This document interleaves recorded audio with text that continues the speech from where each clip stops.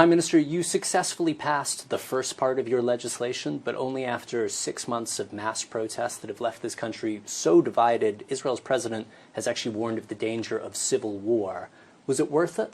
There won't be civil war, I guarantee you that. But I think that correcting the imbalance in Israel's democracy, where the judiciary is basically arrogated to itself nearly all the powers of the executive branch and the legislature, I think, yes, it is important to do it. I think when the dust settles, people will see that Israel's democracy has been strengthened and not weakened. And I think people's fears that have been stoked and wept up, I think they'll subside and they'll see that Israel is just as democratic as it was before and even more democratic. If Israel's Supreme Court strikes down your legislation, will you abide by their ruling? I think we have to follow two rules. One is Israeli governments abide by the decisions of the Supreme Court, and at the same time the Supreme Court respects the basic laws, which are the closest thing we have to a constitution. I think we should keep both principles, and I hope we do. So you are committing, if the Supreme Court strikes down this legislation, you will abide by that ruling? Remember what I said. I hope that they don't strike down, because I think we should abide by both rules. And it's a peculiar thing. It would be, in American terms, as though the Supreme Court that is charged with keeping the Constitution would nullify a constitutional amendment as unconstitutional. So it sort of turns on itself, and it doesn't make sense. I hope it doesn't happen. Prime Minister, with respect, to change the American Constitution, it has to be done by consensus. 2/3 of the House, 2/3 of the Senate, 3/4 of the states. This legislation was not passed by consensus, a simple majority.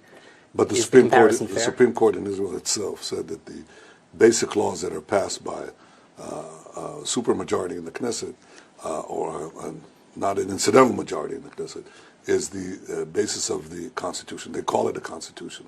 So every country has its own, quote, Constitution, and by the Supreme Court's own definition, this basic law that they're now dealing with is part of our Constitution. The Israeli military said to me, if reservists do not show up for reserve duty in the long term, there will be damage to the military's readiness.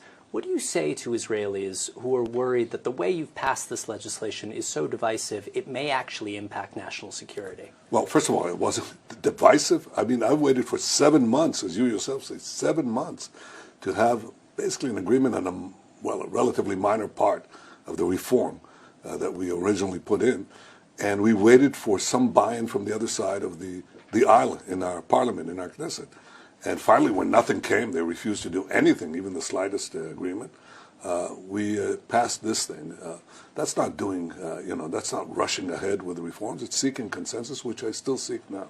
As far as reservists are concerned, look, I think it's unfortunate that you've had reservists being lined up for something that involves a political debate. In America, I think the reservists account for about 1% of the population. In Israel, about half our people. We're a citizens' army, so half our people in the army. You can always mobilize a few thousand people for this or that argument. As it turns out, close to 100,000 reservists signed a petition supporting or refusing to have the position that these few put forward. I just think it's wrong. I think it's wrong to rope in people into a political debate.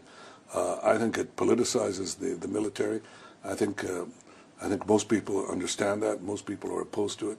And I certainly don't. I think it was important to pass this particular clause that we did in order to make clear that the government does not abide by the dictates of former generals or people in the military or in the military reserves. Because once Israel goes down that path, and former generals can tell you, listen, if you pass this legislation, or if you don't do as we say, we're going to incite military disobedience, then Israel stops being a democracy. That's a real threat to democracy, and I think we can't accept it. You've said that President Biden invited you specifically to the White House at this meeting later in the year. The White House is saying they still haven't decided where and when you're going to meet. What's going on with that discrepancy, and do you feel that the administration is keeping you at arm's length? Well, I'm not going to get into the discussion that I had with President Biden, but I can tell you that I stand by what I said. But I think, look, I think Our relationship has its ups and downs, it has its differences, but basically it has its ups. And the best adducement to that fact is what the administration itself says. It says that our relations, the alliance has never been stronger. Our military and intelligence cooperation has never been stronger. It's true. Yeah, we can have our differences. President thought that we should have try to achieve these reforms by consensus. I happen to agree with him. I've tried, and I'm still trying. But I think ultimately it's a decision that is made, as in any sovereign democracy, by the elected officials of Israel, and that's what we're doing. The president has expressed concern not just about these judicial changes, but also about the composition of your government. Your national security minister has convictions for inciting racism, for supporting a terrorist organization.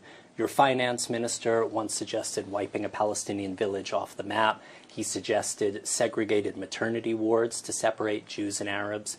When the president says you have brought extremists into the cabinet, is he wrong? I think a lot of these statements have been walked away by these people since then. They're assuming government, they're assuming responsibility, they're changing their tune, and more importantly, it's not what they say, it's what we do. And what we do is to follow the responsible and tested policies that I've put forward.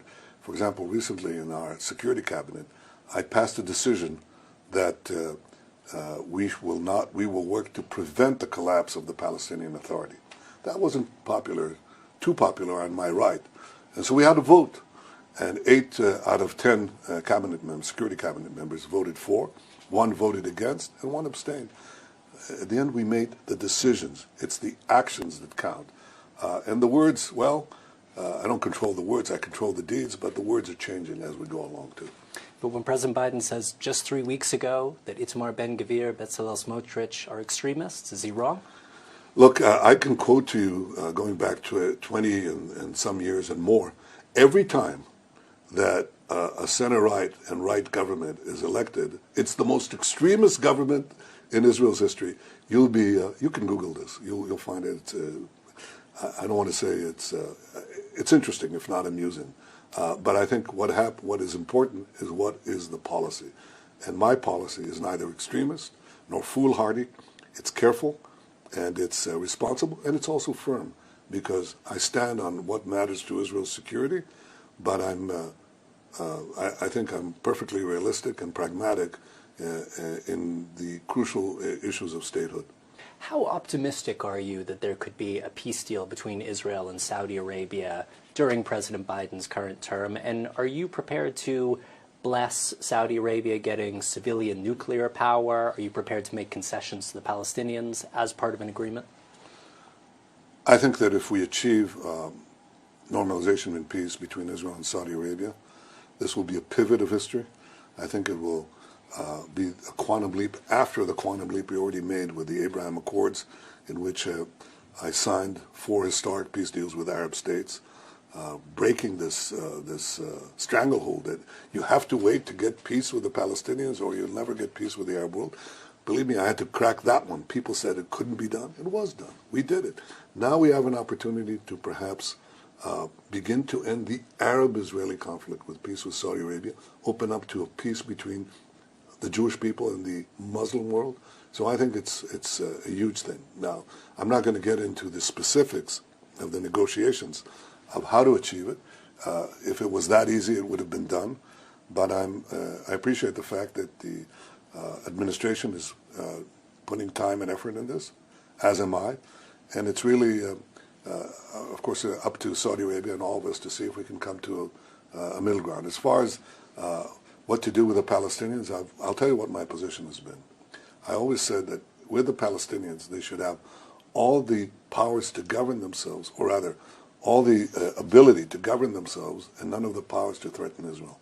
And that hasn't changed. That's my view, and I'll do whatever I can. I'll never compromise Israel's security. A number of human rights organizations, both American and Israeli, and a growing number of Democratic members of Congress say that the situation in the West Bank, where the Palestinians live with varying degrees of autonomy, depending on where they live, but ultimately live under Israeli control, without a vote in Israel's government.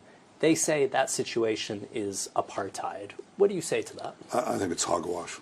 I mean, the whole idea of ethnic cleansing is what they're talking about. We should get rid of the Jews because otherwise we can't have peace. We have to uproot Jews. That's like saying to me that the million and more Israeli Arabs, Israeli citizens who are Arabs, should be kicked out because we can't have peace unless we have a cleansed state. No, we are going to have to live together in creative arrangements. But I think the important thing to understand is the arrangement. Why do the vast majority of Israelis, by the way, across the political spectrum, do not want to Israel simply walk out from Judea Samaria, the so-called West Bank? Because we've tried it. We went out from Lebanon unilaterally and we got Hamas, rather Hezbollah, an Iranian proxy, to fire thousands of rockets from the places we vacated. We walked out of Gaza and we got Hamas, another Iranian proxy, that fired thousands of rockets from the areas we vacated. The territories that we're talking about are right here. They're about a kilometer from here, from this window, outside this window. So I think that we have to recognize that any peace arrangement would have Israel responsible for security, because this is a tiny area. And if we're, does that mean less than full sovereign powers? The answer is yes, it does mean that. But if you go across the political spectrum in Israel, an enormous number really think that. That issue has been settled because we've seen what happens. If we just give that sovereign power of security to the Palestinians right next to us, that means Iran controls that territory, subjugates them, and threatens our very existence. And can you sustain support in the United States under the current situation with growing numbers of members of Congress saying this is apartheid? Well, it's not apartheid. It's the Palestinians can vote for their own people. They can vote for their own parliament. They have their own flag, their own anthem, their own administration. The one thing they shouldn't have control over is security, because security means that they'll fall prey to terrorism and will fall prey to Iran's terrorist proxies. I think that's very different. As I said, the Palestinians should have all the powers to govern themselves, none of the powers to threaten us. That's the realistic solution, which overwhelmingly all Israelis, including liberal Israelis, support. You know who doesn't support it? People who shut their eyes to, to reality. And you're not going to find many. Even in Tel Aviv, where you sit, you're going to find most people agreeing with what I said. You've said that negotiations with Iran need to be underpinned by a credible military threat. President Biden has said he is prepared to use force to stop Iran getting a weapon. Do you believe that threat is credible? Do you believe he would order a strike? Well, look, I'm the Prime Minister of Israel, of the one and only Jewish state. And it's my responsibility to make sure that, regardless of what our great ally, the United States, says, that Israel has to have the powers to defend itself by itself against any threat, and especially against Iran that threatens to annihilate us with nuclear weapons.